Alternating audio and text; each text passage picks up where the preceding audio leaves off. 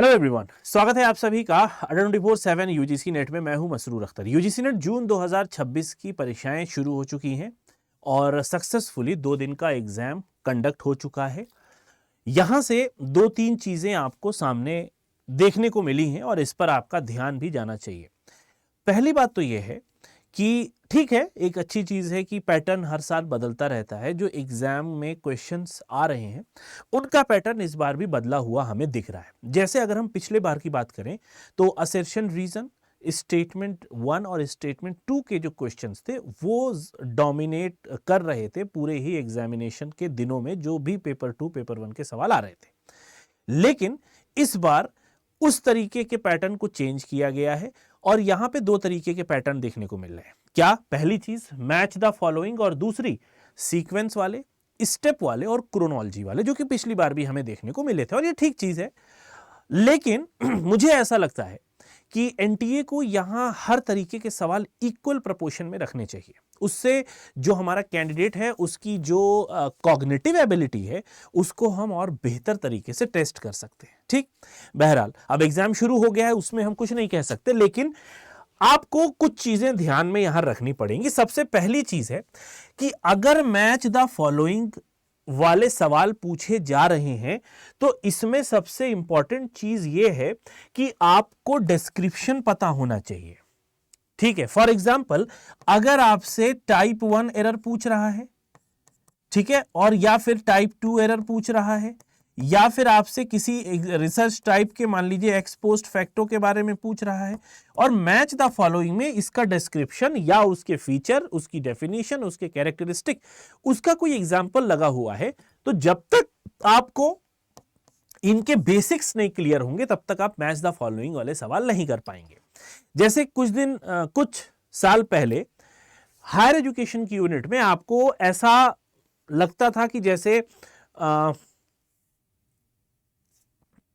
कि जो higher education की यूनिट है, गांधी जी, विवेकानंद, ठीक है, अरविंदो घोष और रविंद्रनाथ टैगोर, ये 4 लोगों के बारे में कुछ फैक्ट्स दिए होते थे। नई तालीम, बुनियादी शिक्षा, man making education, Shanti Niketan. तो वो आपको बहुत ध्यान में रखना होता था कि उसके फीचर्स आपको पता हो। तो पहली चीज है, अगर मैच द फॉलोइंग वाले सवाल आ रहे हैं तो उनको अटेम्प्ट करने का सबसे अच्छा तरीका है कि आपको ये सारी चीजें पता होनी चाहिए। बात समझ में आ रही है? दूसरा, सीक्वेंस और स्टेप वाले सवाल पूछे जा रहे हैं। अब सीक्वेंस और स्टेप वाले सवाल में कभी कभी तो ऐसा होता है कि अगर पहला स्टेप आपको पता है और 4 ऑप्शन दिए हुए हैं और चारों ऑप्शंस अलग अलग हैं तो वेल एंड गुड है, आप काम कर ले जाएंगे। लेकिन पहला स्टेप पता है, बाकी वाले आपको नहीं पता है और 2 ऑप्शन ऐसे हैं जिनमें मान लीजिए पहला जो स्टेप है वो डी है और 2 ऑप्शन में डी पहले पे दिया हुआ है, तो आपको आगे थोड़ी सी मेहनत करनी पड़ती है। या फिर लास्ट वाला अगर आपने देख लिया कि आपको पता है कि लास्ट में ये होना ही होना है, तो और लास्ट अगर अलग है तो आप उस हिसाब से भी उसको देख सकते हैं। अब जैसे यूपीआई पेमेंट कैसे होता है, ये सवाल पूछा गया। हालांकि ये हम डेली रूटीन में अपने ये काम कर रहे हैं यूपीआई पेमेंट का, लेकिन आपको इसका आपके यूजीसी नेट पेपर 1 या यूजीसी नेट की समझ से कोई लेना देना नहीं है। ऑल्दो अगर आप पूछना चाहें पूछ लें, आपका शौक है तो पूछ सकते हैं, लेकिन इसका यूजीसी नेट के पेपर 1 से दूर दूर तक कोई भी लेना देना नहीं है। अब मैं ये इस वजह से कह रहा हूं क्योंकि पेपर 1 की इतनी वैरायटी है ना, इतने अच्छे अच्छे सवाल, इतने अच्छे अच्छे क्वेश्चंस बनाए जा सकते हैं, इतनी थ्योरीज हैं, इतने फैक्चुअल डेटा मौजूद हैं। अगर हम उनका यूज करें तो इन जैसे उल जलूल फालतू के सवालों से हम बच सकते हैं और बहुत बेहतरीन बेहतरीन सवाल बनाए जा सकते हैं। जब टेक्नोलॉजी एडवांस नहीं थी, जब ऑफलाइन एग्जाम हुआ करते थे और ऐसे टाइप के क्वेश्चंस होते थे, जब 3 पेपर हुआ होता था, तो बड़े अच्छे अच्छे सवाल आपको देखने को मिलते थे। कहने का मतलब यह है कि अब तो टेक्नोलॉजिकल एडवांसमेंट हो चुका है, तो आपको और अच्छे सवाल मिलने चाहिए। मगर मुझे समझ में नहीं आता कि एनटीए ऐसे ऐसे सवाल क्यों पूछता है जो कि इररिलेवेंट टाइप से लगते हैं। अब जैसे रिसर्च के स्टेप हैं तो ये सही सवाल है, ये हर बार पूछा जाता है। रिसर्च के स्टेप हो सकते हैं, क्वालिटेटिव रिसर्च के स्टेप पूछे जा सकते हैं, क्वांटिटेटिव या फिर साइंटिफिक मेथड के स्टेप पूछे जा सकते हैं, ये ठीक है।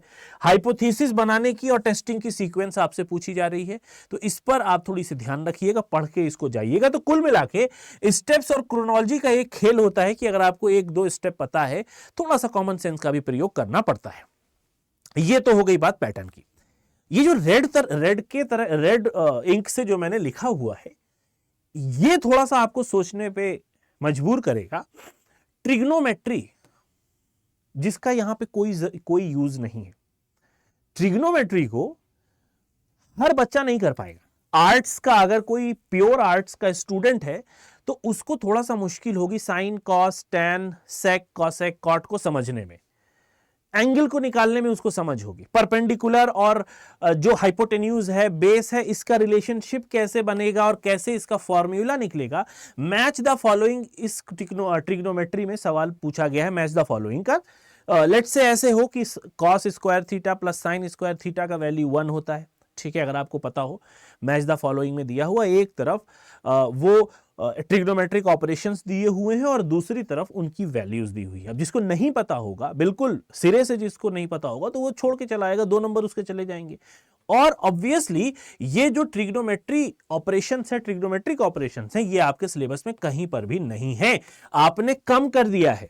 एनटीए ने क्या अकलमंदी करी है कि उसने टीचिंग एप्टीट्यूड के सवाल कम कर दिए, आईसीटी के सवाल कम कर दिए, रिसर्च के सवाल कम कर दिए, और ये उल जलूल सवाल यहां पे लेके आ रहे हैं जिसका आपके मैथमेटिकल समझ से कोई लेना देना नहीं है। बिल्कुल बेसिक मैथमेटिकल रीजनिंग की बात की गई है। आप परसेंटेज पूछ सकते हैं, एवरेज पूछ सकते हैं, प्रॉफिट एंड लॉस पूछ सकते हैं, सीआईएसआई के सवाल पूछ सकते हैं, लेकिन ट्रिग्नोमेट्री इस हिसाब से थोड़ा सा एडवांस हो जाती है। मुझे इसका लॉजिक समझ में नहीं आया। दूसरा, वंदे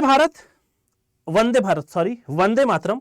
अच्छा, ये मैं इस वजह से भी कह रहा हूं ना, ये सवाल आप पूछ रहे हो, पूछने में कोई बुराई नहीं है, कोई हर्ज नहीं, लेकिन आपने एक बेसिक पोर्शन, एक मेजर पोर्शन जो पेपर 1 का है, वो आपने बिल्कुल स्किप कर दिया है। टीचिंग एप्टीट्यूड के सवाल उतने नहीं आ रहे जो उम्मीद की जाती थी, आईसीटी से सवाल नहीं पूछे जा रहे हैं, मैथमेटिक्स की तरफ आपका रुझान बहुत ज्यादा हो गया है, विच इज नॉट गुड। ठीक है, आपको एप्टीट्यूड देखना है, मैथमेटिक्स में सिर्फ बच्चे को बेसिक पता होना चाहिए।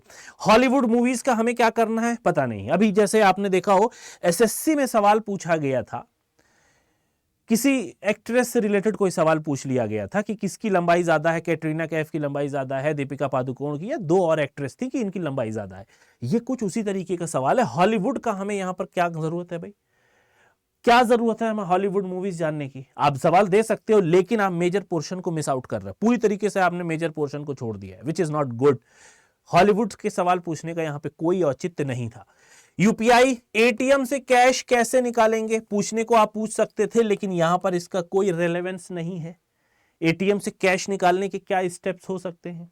आपने पीडीई से कोई अच्छा सवाल नहीं पूछा, पीपल डेवलपमेंट से, आपने आईसीटी से कोई अच्छा सवाल नहीं पूछा, आपने टीचिंग एप्टीट्यूड से अच्छे सवाल नहीं बनाए।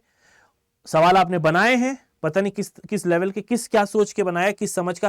कौटिल्य या फिर चाणक्य की किताबों का नाम, चलो ठीक है, ये भी हम कर सकते हैं, हायर एजुकेशन में इसको लिया जा सकता है। तो द थिंग इज, ये जो वीडियो मैं रिकॉर्ड कर रहा हूं, आपको अवेयर कराना चाहता हूं, और मैं आपके माध्यम से, इस चैनल के माध्यम से, अगर एनटीए तक ये वीडियो पहुंच जाए, मैं यही आपसे पूछना चाह रहा हूं कि ये देने की क्या जरूरत थी। सवाल गलत नहीं है, मैं इससे एग्री करता हूं, लेकिन आपने पेपर 1 के मेजर पोर्शन को छोड़ दिया है, विच इज क्वेश्चनेबल। वीडियो कैसी लगी है जरूर बताइएगा। मिलेंगे नेक्स्ट वीडियो में। Till then, have a nice day, take care of yourself, bye bye.